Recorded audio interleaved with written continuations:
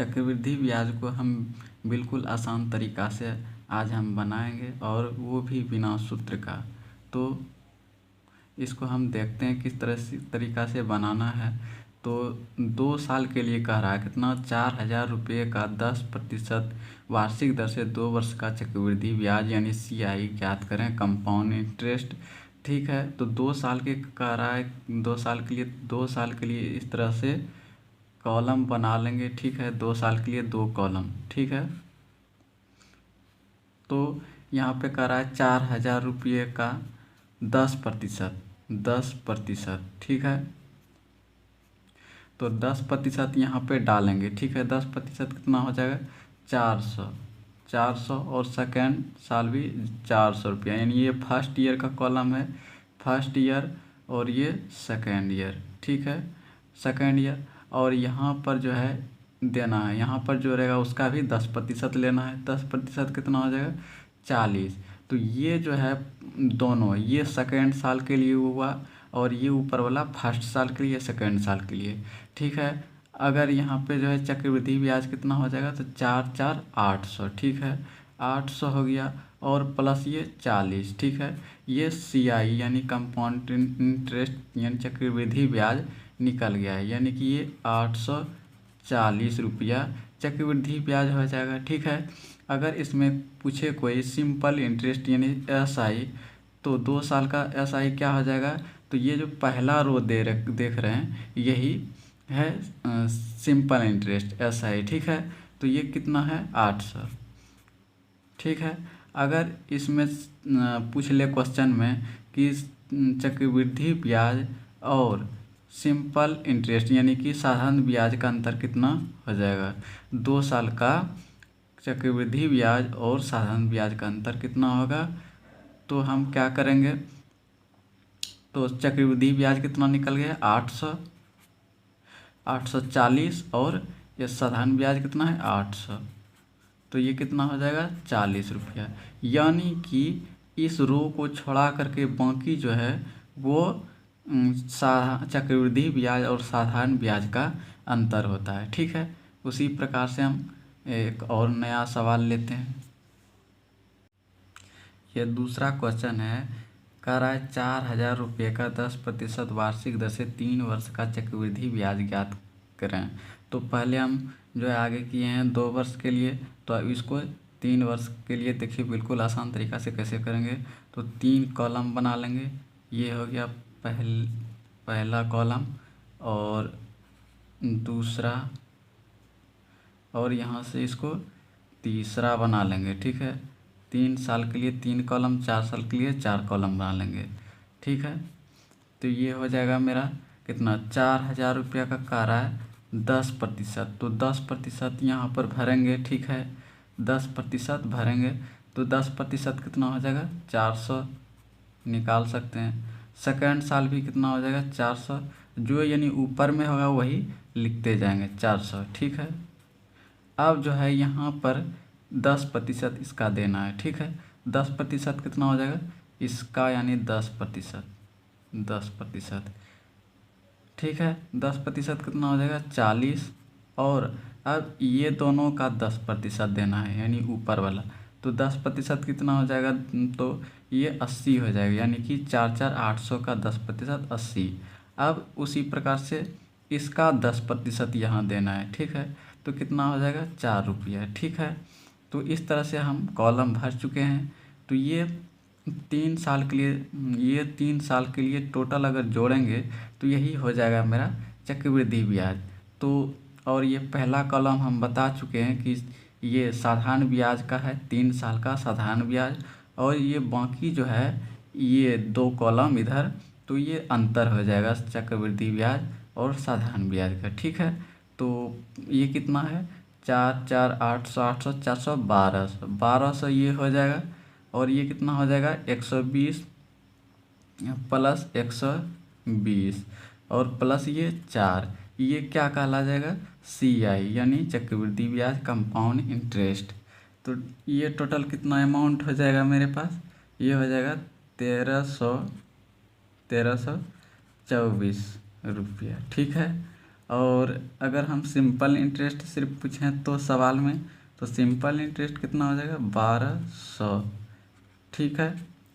और अगर चक्रवृद्धि ब्याज और साधारण ब्याज का अंतर पूछ ले सवाल में तो कैसे बनाएंगे, तो CI-SI बराबर कितना हो जाएगा, तो ये हो जाएगा यानी 120 और 4 रुपया, यानी कि 120 और प्लस 4 बराबर 124 रुपया, ठीक है। यानी इस कॉलम को छोड़ करके बाकी ये चक्रवृद्धि ब्याज और साधारण ब्याज का अंतर कहलाएगा, ठीक है। इस तरह से तीनों प्रकार के सवाल किसी प्रकार के सवाल में तीनों पूछे तो बिल्कुल आसान तरीक़ा से आप बना सकते हैं। और हम आगे बढ़ते हैं, कुछ सवाल को लेते हैं। तीसरा नंबर सवाल हम लिए हैं, यहाँ पे कह रहा है कि 4000 रुपये का 10% वार्षिक दर से 3.5 वर्ष का चक्रवृद्धि ब्याज ज्ञात करें। यानी कि हम पहले लेते थे पूरा साल, अब जो है इसमें यानी कि हाफ किए, यानी 3.5, 4.5, 7.5, तो किसी भी 7.5 यानी तो हाफ ईयरली वाला जो है कैसे बनाएंगे उसको देखना है, ठीक है। तो यहाँ 3.5 साल का है तो हम उस 4 साल का चक्रवृद्धि ब्याज निकालेंगे पहले, और वहाँ हाफ करके देखिए कैसे बनाते हैं। तो 4 साल के लिए क्या करेंगे, यानी 4 कॉलम बनाएंगे, 1 और ये हो जाएगा कितना 2 और ये तीसरा, ठीक है, थोड़ा बड़ा बड़ा करके बनाएंगे, और ये चौथा,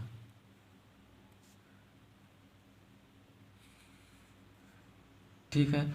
4 वर्ष के लिए 4 कॉलम बना लेंगे, ठीक है।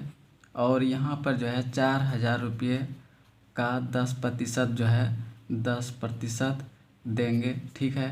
कितना हो जाएगा 400, ये 400 फर्स्ट ईयर, ये फर्स्ट ईयर है। सेकेंड ईयर के लिए ये हो जाएगा, ये थर्ड ईयर के लिए, और ये 4 ईयर के लिए हो जाएगा, 4 ईयर के लिए हो जाएगा, ठीक है। तो चारों साल के लिए हम लोग बना दिए, यहाँ 400, ये भी 400, ठीक है। अब यहाँ भी इसका 10% देना है, 10%, कितना हो जाएगा यहाँ पे, ये हो जाएगा मेरा 40 रुपया, 40 रुपया। और फिर हो जाएगा ये मेरा 80 रुपया, चूँकि यहाँ पर 800 यानी 4 800 का जो है हमको देना है, ठीक है।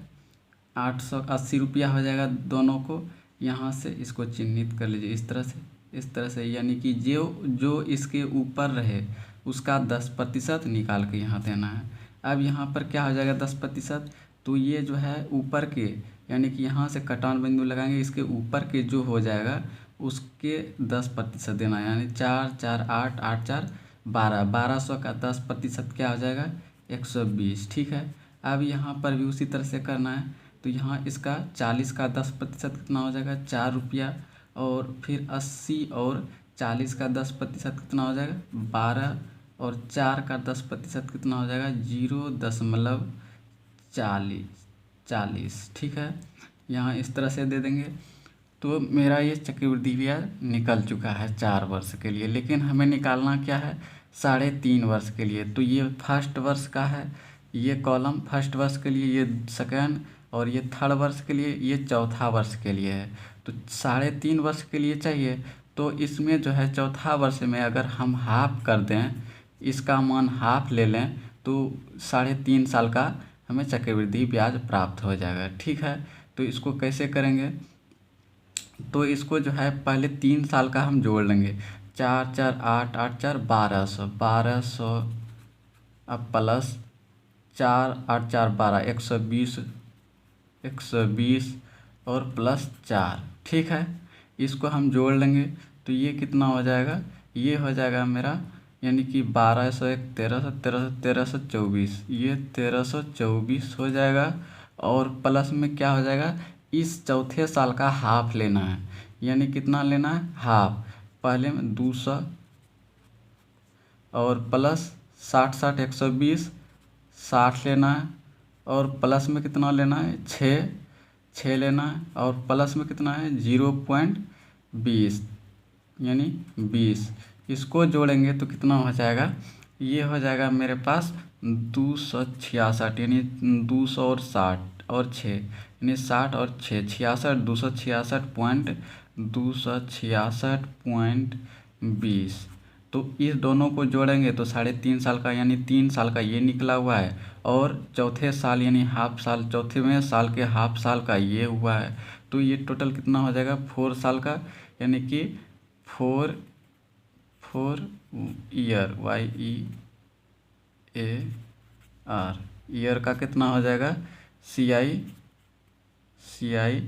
बराबर हो जाएगा कितना 1324, और ये हो जाएगा कितना 266.20। इन दोनों को जोड़ लेंगे, ठीक है।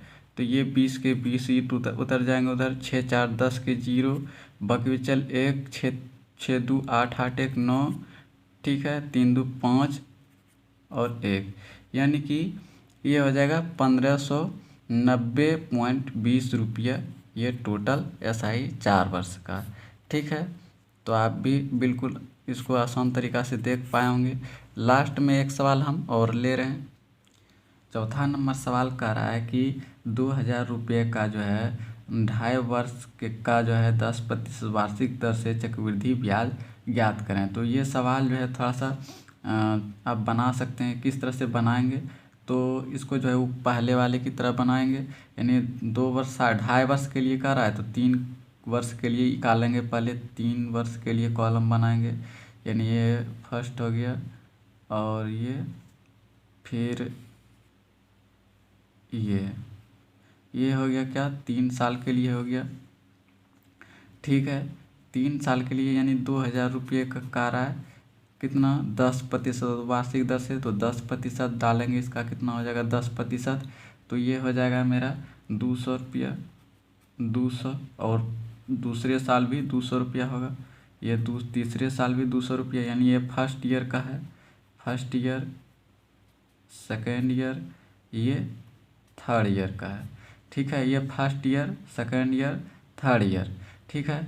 अब इसका भी 10% लेंगे पहले की तरह 20, और यहाँ से भी 10% लेंगे, यानी जो इसके ऊपर रहेगा उसका 10% लेंगे। 2 2 400 रुपये का 10% कितना हो जाएगा 40, और इसका भी 10% लेंगे तो कितना हो जाएगा 2।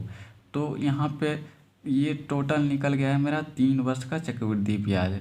तो हमें यहाँ पर करा है 2.5 वर्ष का, तो जो यानी कि तीसरे वर्ष का है जो चक्रवृद्धि ब्याज ये तीसरे वर्ष का है, इसका अगर हाफ कर देंगे तो मेरा यानी 2 वर्ष 2.5 वर्ष का निकल जाएगा, यानी इस वर्ष का आधे ले लेंगे और बाकी दोनों वर्ष के ले लेंगे, तो 2.5 वर्ष का चक्रवृद्धि ब्याज हमें प्राप्त हो जाएगा। तो यहाँ पर क्या हो जाएगा, तो देखते हैं, पहले 2 वर्ष के लिए निकाल लेते हैं। तो पहले हो जाएगा 200 यानी 400 और प्लस 20 यानी कि 420, और ये कितना हो जाएगा तीसरे साल का आधा अगर करेंगे तो ये हो जाएगा 100 प्लस 20 प्लस 1 बराबर कितना हो जाएगा 120, 20 1 1 21, 121। अब टोटल अगर जोड़ेंगे हम यानी कि दोनों को, तो ये हो जाएगा मेरा 420 और प्लस 121, प्लस करेंगे तो ये हो जाएगा 1 4 यानी 541 रुपया ये CI निकल जाएगा। CI ये हो जाएगा मेरा 2.5 वर्ष का, यानी कि वर्ष का, ठीक है आंसर। आगे भी इसी प्रकार से पार्ट वाइज इसका बनाएंगे और बिल्कुल आसान तरीक़ा से। इसके लिए प्लीज़ लाइक करें। ओके।